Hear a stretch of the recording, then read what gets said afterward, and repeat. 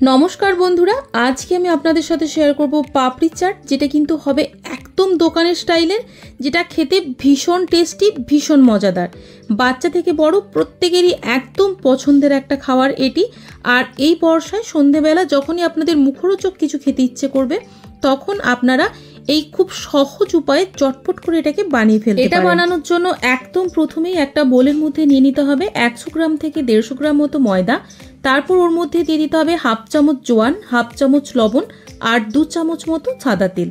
তারপর এটাকে ভালো করে মিশিয়ে নিতে হবে আর হাত দিয়ে মুঠো করে একবার দেখে নেবেন।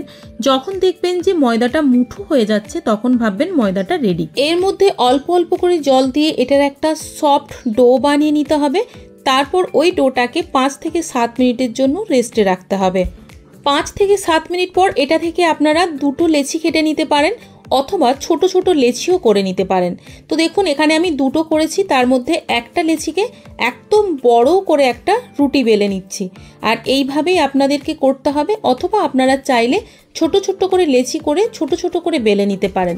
তারপর একটা কাঁটা চামচের সাহায্যে এটার মধ্যে এইভাবে ফুটো করে দিতে হবে, যাতে করে এটা ভাজার সময় ফুলে না যায়। তারপর একটা বাটি নিয়ে ঠিক আমি যেভাবে কেটে দেখাচ্ছি, দেখুন এইভাবে আপনাদেরকে কেটে নিতে হবে। আপনারা চাইলে কিন্তু কোনো একটা স্টিলের গ্লাসও ব্যবহার করতে পারেন, অথবা স্টিলের বাটিও ব্যবহার করতে পারেন। আর এই পদ্ধতিতে যদি করতে না চান, সেক্ষেত্রে আপনারা ছোট ছোট লেচি কেটে নিয়ে ছোট ছোট রুটিও বেলে।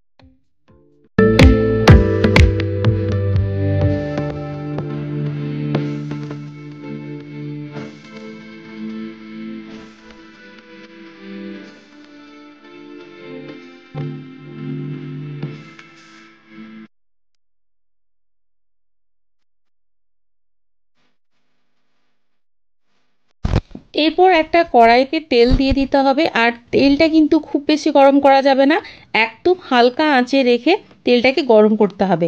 তারপর ওই যে লুচিগুলো যেগুলো বেলে রেখেছিলাম, ওগুলো একটা একটা করে কড়াইয়ের মধ্যে দিয়ে দিন।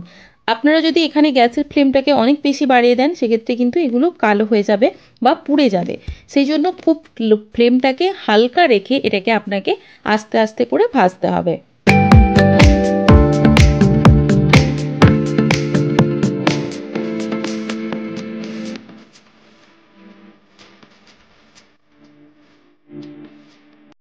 একদম লাল হয়ে এগুলো ভাজা হয়ে গেলে আপনাদেরকে এগুলোকে তুলে নিয়ে একটা প্লেটের ওপর প্রথমে গোল করে সাজিয়ে নিতে হবে।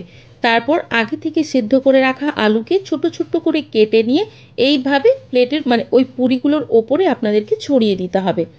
ওর ওপরে ছড়িয়ে দিতে হবে শসা কুচি, যেটাও কিন্তু একদম এইভাবেই ছোট ছোট করে কেটে নিতে হবে। এরপর ওর ওপরে ছড়িয়ে দিতে হবে টমেটো কুচি, এটাকেও কিন্তু একদম ছোট্ট ছোট্ট করে কেটে নিয়ে ছড়িয়ে দিতে হবে।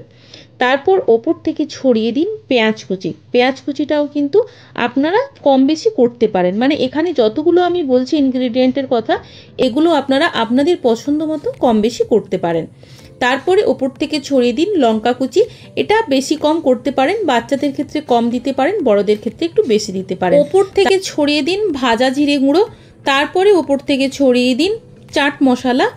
আর আপনাদের কাছে যদি আমচুর পাউডার থাকে, আপনারা এর ওপরে একটু আমচুর পাউডারও ছড়িয়ে দিতে পারেন। তারপর ওপর থেকে দিয়ে দিন টক দই।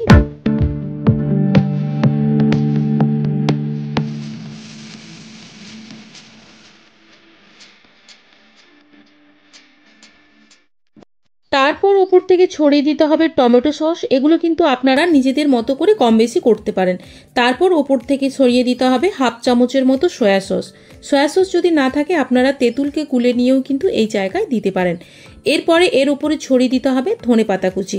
ধনেপাতা কুচিটাও কিন্তু আপনারা আপনাদের মতো করে আপনারা ছড়িয়ে দিতে পারেন। এর ওপর ছড়িয়ে দিতে হবে সেও ভাজা।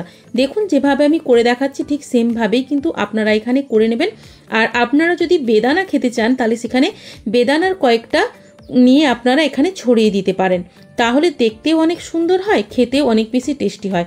বন্ধুরা দেখুন, এখানে পাপড়ি চাট কিন্তু একদম রেডি। এটা খেতে ভীষণ টেস্টি, ভীষণ মজাদার হয়। তাই অবশ্যই আপনারা বানিয়ে বাড়িতে একবার ট্রাই করে দেখবেন, দারুণ খেতে হয়। ভিডিওটা ভালো লাগলে অবশ্যই like, comment, share and subscribe করে